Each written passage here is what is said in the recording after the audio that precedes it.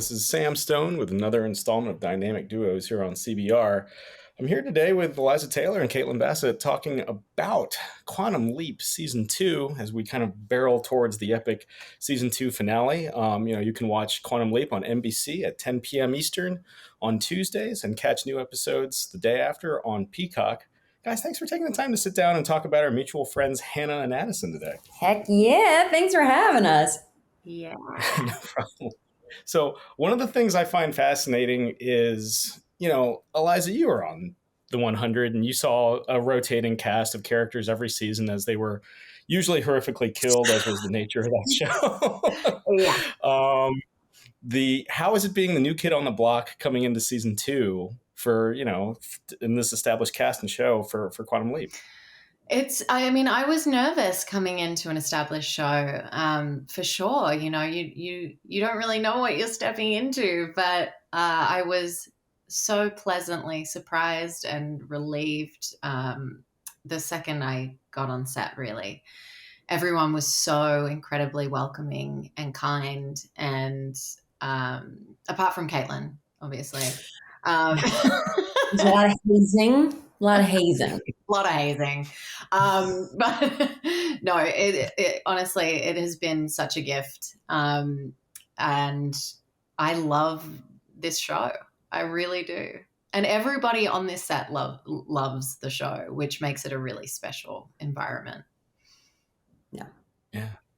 Caitlin, as with a show by its very nature that has new characters come in with every jump, like how is it welcoming new regulars like Eliza or Peter, and kind of bringing them into the family? Yeah. Oh, it was definitely, we were so excited, right? Because Eliza's a bit of a legend also, especially in the sci-fi world, to lead a show like the 100 so young. I mean, yeah, I was 23 when I started that one. I mean, goodness gracious. Can you imagine the pressure and all of those things and then to have her come on set. So, we were Peter and also is amazing. And every time he touches a show, it's just so exciting and he adds such a cool dynamic. So, we were absolutely excited, but we wanted to be impressive too.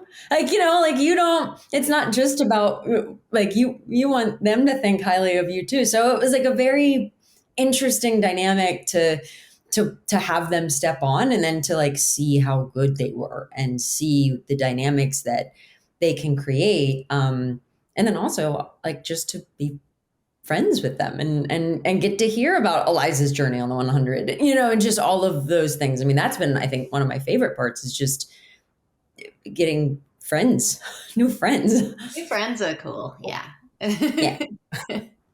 Well, and talking and kind of comparing notes as, two actors in the sci-fi television space, what were some of the kind of the war stories, for lack of a better term, but were some of the telling tales by the campfire about your experiences in working in sci-fi television? Oh gosh. I love the sci-fi world. It is such a cool corner of the industry. Especially, I think the best thing about it is the fans, how they receive these shows with such open arms and grab onto them and champion them, and that was something that I was really excited about for these guys because it was, in my experience, it was pretty phenomenal. So there was a lot of chatting about that and just, are you going to get into the convention world and, all that stuff, because it really is, it's so special and different in that way. And yeah, I don't know. No war stories, just filming in Vancouver at 3:00 in the morning in winter is not the most fun, covered in blood and dirt. But hey, there's something really fun about that too. Yeah. There were certain scenes in the 100 that'll stick with me forever that I was always surprised that you were able to get away with on the CW. I know. But the murder. Are you talking about the murders? There's a lot of well, yeah. the scene of manually pumping a heart, I think will kind of, maybe stick with me a bit. Yeah. Yeah, that was You intense. were Yeah, yes. That was intense. even for us. Yeah, I was. You guys always like rivaled The Walking Dead, but Caitlin, you had mentioned dynamics, and one of the things, one of the recurring things in season two is this idea of moving on. Between Ben and Addison, kind of moving on and finding love elsewhere, and this season really is kind of a. I want to call it like a love square, but I don't know if it's like an equilateral situation, really. So, like a love for quadrilateral. Like, how is it kind of like sorting through those kind of liaisons dangereux throughout season two? I mean, it's just been so cool to see what they've done.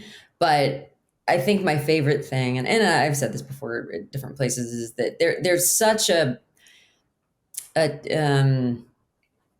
temptation, right? There's such a temptation to create this love triangle-y thing where there's a team Hannah and a team Addison, and there are hashtags. We've seen them. Um, uh, and just as a collective, from writers to actors to humans, we just decided not to do that. We just decided to, how about we all be adults about a situation that is insane, insane, right? Like there's time travel, there's things, you go away, you'll come back, it's a thing. Um, and just accept that kind of everybody is trying to do their best, and that you can have these just wonderful relationships filled with mutual respect, um, and understanding that nobody's done anything wrong. Nobody's a bad person. Nobody's a villain Mm, here.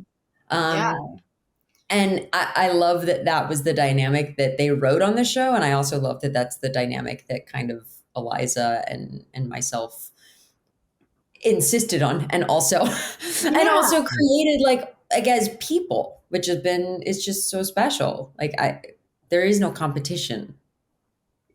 yeah. It's a very adult way of Very handling adult. the situation. I love Very that, adult. and Yeah. you called me really like straight off the bat as soon as our characters started to interact, and just said, "What are we going to do about this?" Because I don't want this to be a love triangle. Here we've got these two incredible women.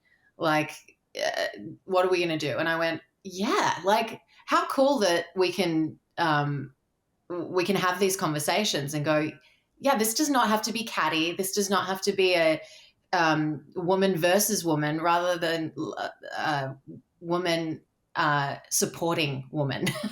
And they do support each other because they, Right. in this world, um, they both care very deeply about Ben and want to keep him alive, and yes, there's a lot of complicated factors involved, but that's the bottom line, and there's a lot of respect between them, which is awesome.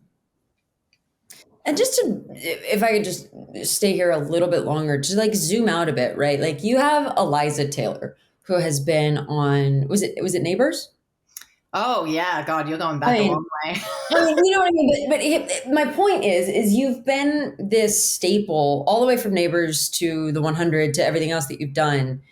This is a woman that girls kind of looked up to. Like this is she's played smart, capable women, which I love the sci-fi world for, by the way, because I think sci-fi did it first.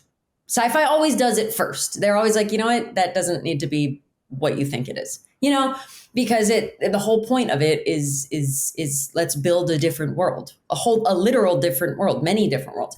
Um, and what we also, I think, we didn't really articulate it in the moment, but I think what was underlying when we kind of started to zoom out a bit was that, like, nobody wanted some 11-year-old girl, 12-year-old girl to look at Hannah and Addison and have to pick one Right. and be like, I want to, well, no, I want to be like a scientist like Hannah, or like I want to be like tough and like athletic like Addison. Like, no, no, no, no, no. We're not against each other. So you as a girl don't need to pick. Like Yeah. you can be a little bit of both. And I think that is, if we do anything as actors, that'll be one of the proudest things I ever do. 100%. Beautifully said. The Thanks, sweetie. I'm curious because you had mentioned the time travel element. Eliza, how unique is the challenge of playing a character that we see in basically 6 year intervals? Because that's a lot of life that we don't see in between for this character. Like, how is it kind of like, oh, here we are in like, the 50s and the early 60s? Like, how is it making those jumps? It's challenging, but in the best way possible. Like I love it because it's a unique role for me in that way. Um, I think that being able to use my imagination actually in a lot of cases to fill in the gaps of what has happened, what has she been through in these last 6, 7, 8 years, whatever it is, and how has that changed her voice? How has that changed her posture? How has that affected her emotionally? All of these questions I get to ask and sort of put pen to paper and go, okay, so for this episode, she will be this, and then of course on set that develops even more, and it's just been really fun and it's kept me on my toes, which I love. So it's very cool. Yeah. And she's not going to say it, but it's also very hard. Like to ask an actor to come in to play out a life, in 10-year intervals. Like I think I had, multiple hours of conversations total with the showrunners about the 3-year gap that Addison went through, right? Like, and being really specific about that was. I mean, and she's had to do that in 9-year gaps or whatever it has been every single time. Like it takes it takes an incredibly talented and thoughtful actor to do that believably. So she's not going to say that about herself, but I will. Well, let's talk about one of the more recent intervals because, like, how bananas is it that you guys got to film in Egypt? Like that you guys went international and, like, I mean, Caitlin, the Sphinx. Like, how was it like doing this like on I location can't. shooting on the other Eliza side said of it the best in a different, like when you said like the dream thing. Like, Yeah, you could convince me it was a dream for sure. yeah. Do you want to start? Oh, sure. I mean, it was, yeah, it didn't feel like it really happened. I just was pinching myself the whole time we were there. If Like, it what? wasn't that hot, I wouldn't have believed it. Right. Yeah. Yeah. But what was it like for you, Caitlin? 'Cause I've already said. Oh God, I don't know. I mean, it's exactly like it was bananas, right? Like the Sphinx was the best part. Oh, and the best in the sense that like there were so many things happening. Like I wish we could have just filmed what was behind us. Because like it's a historical site, so you can't put many things there. So we're just out in the middle of the desert with people that have traveled around the world to see the Sphinx and not see Quantum Leap be in their way of seeing the Sphinx. Like they do not care that you are filming a television show. And then our crowd control was hilarious because these guys they're working so hard. They're working so hard, but they speak Arabic and English.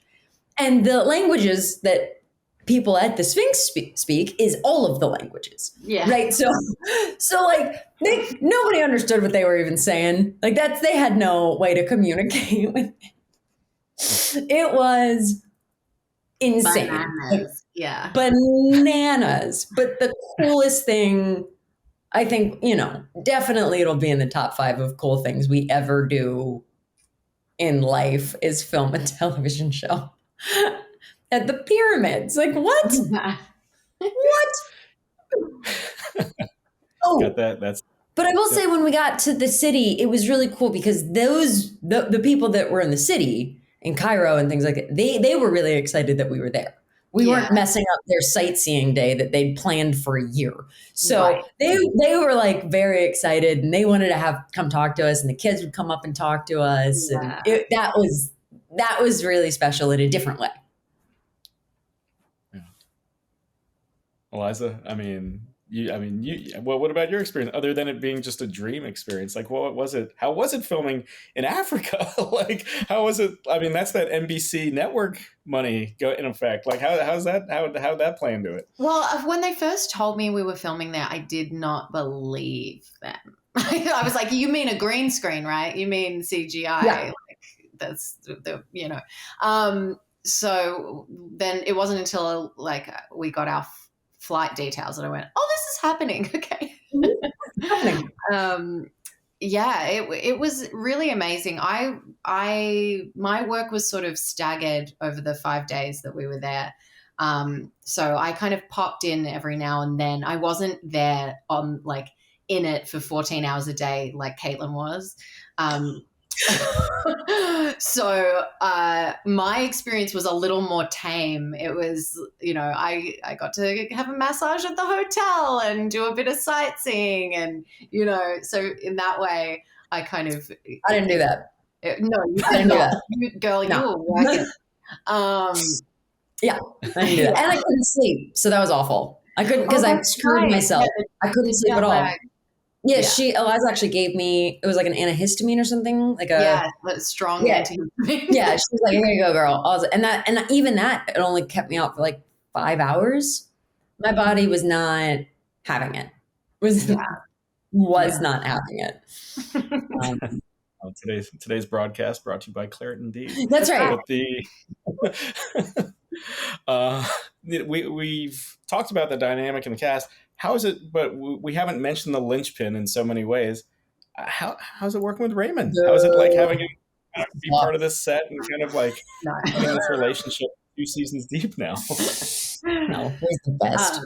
Ray is he is the best. He's so generous and kind when it comes to performing, but also just his presence on set. Like he is like I don't think you could have a better number one for this show. And he really cares deeply about every single person in every single role on that film set. It's amazing. He really does. He really does. I've said this before, but when the producers and the showrunners were putting the show together, they very intentionally put together a group of people who cared to be here. And it's just so nice that Eliza's like picked up on that, because she came in, we were filming season 2, but we hadn't stopped. So we had already filmed. I mean, heck, when did you come in? Episode 2? 203. 203, right? So we had filmed 21 episodes straight by the time that we met her. And by the way, I really thought, I knew that going in, and I thought these guys are going to be so grumpy and tired. Yeah. And the fact that we weren't, I think, is a testament to like how much we like being there and we like each other.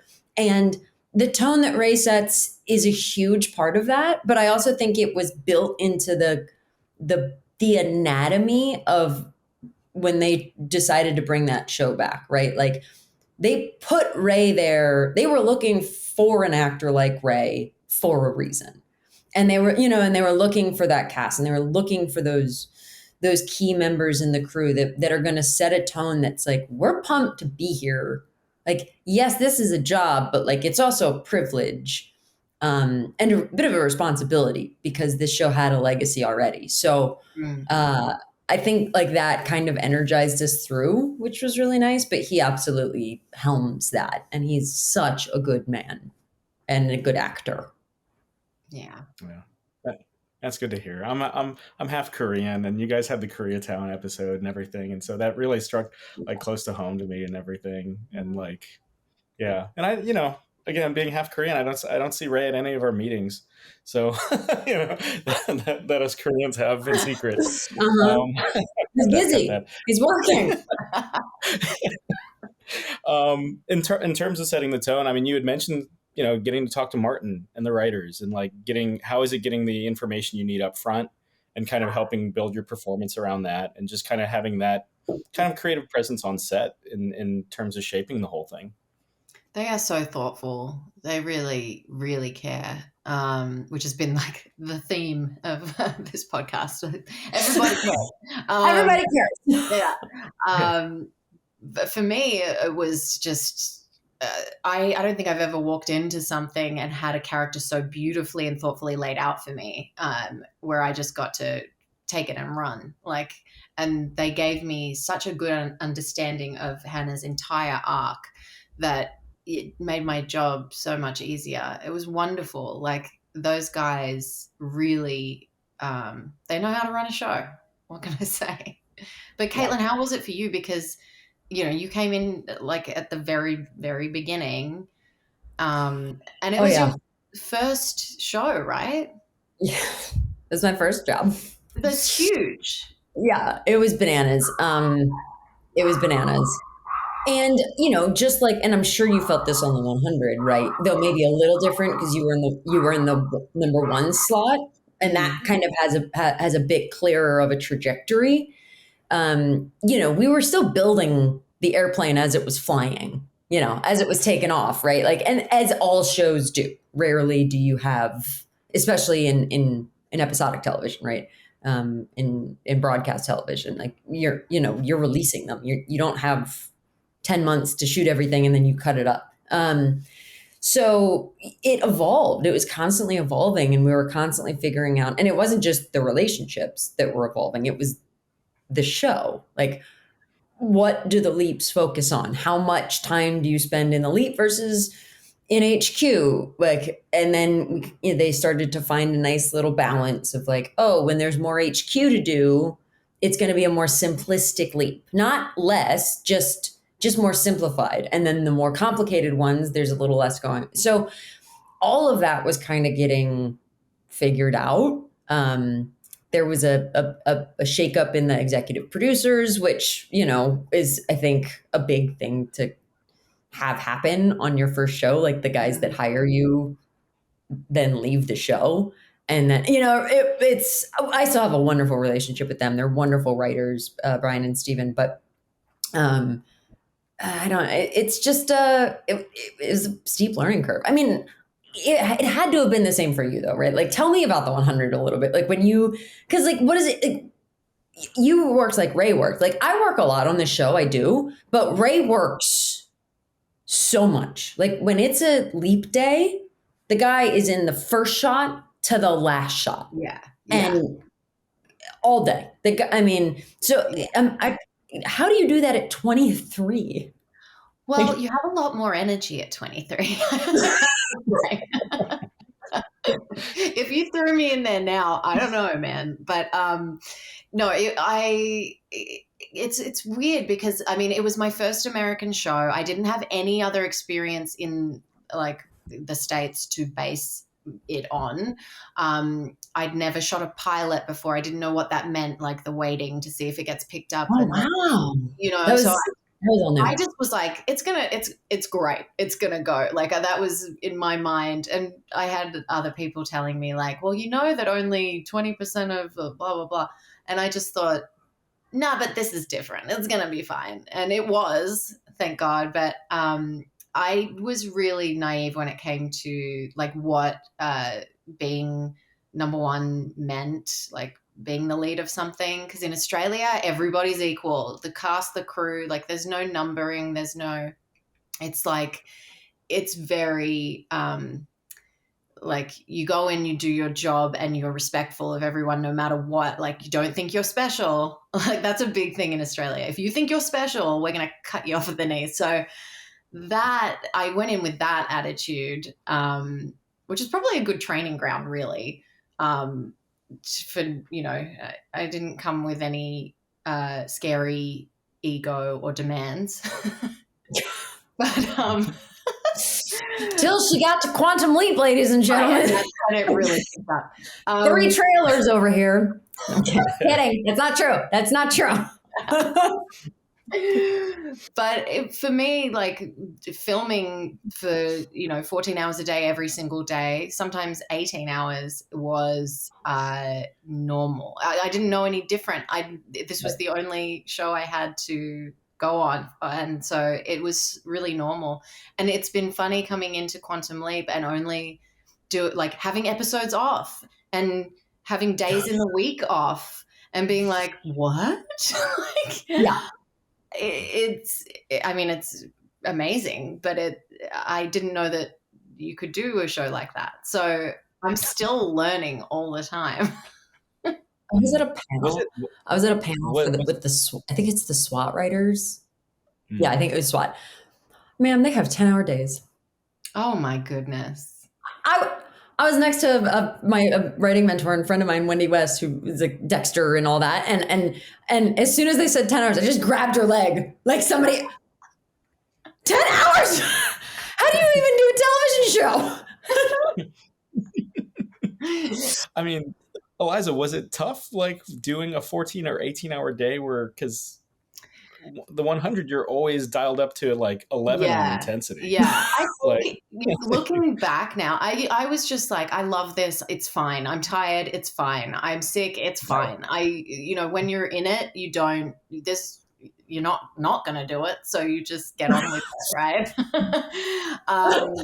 But looking back, I mean, that was a good chunk of my 20s. I was 23 when I started. I was 30 when I left. And like, in those years, looking back, I can see how I was really I wore out. I was burnt out by the end of that and needed to learn how to live a life outside of that show, because it was all encompassing. I lived in Vancouver. I worked in Vancouver. All my friends were from the show. I didn't know how to do life any other way. So when I finished, I got to step back and actually do a lot of work on myself that I think I'd been putting off for a long time. And it was really hard. Now I see that, but at the time I didn't. What made Quantum Leap, like, after having endured all those seasons of the 100, it's like, I can do episodic television again. Like, bring it on. Like, let's go for it. Like, what made Quantum Leap such a enticing opportunity? Oh man, I mean, there are so many reasons. For me personally, I mean, I had a baby. I have a beautiful boy who's about to turn 2, and I hadn't worked in a really long time. We had the pandemic. I did a couple of indie films, but then I got pregnant and then I was a mum. And for me, that was a real, it was the most amazing thing, but it was also an identity crisis, because all I'd known was work, and that part of me had gone to sleep for quite some time. So coming into having the opportunity to do something like Quantum Leap, it was sci-fi, which I knew and loved. It was not every episode going straight back into those crazy days I just talked about. It was just, I saw it as a really nice opportunity to be a mum, but also reignite that passion for acting it was still in me.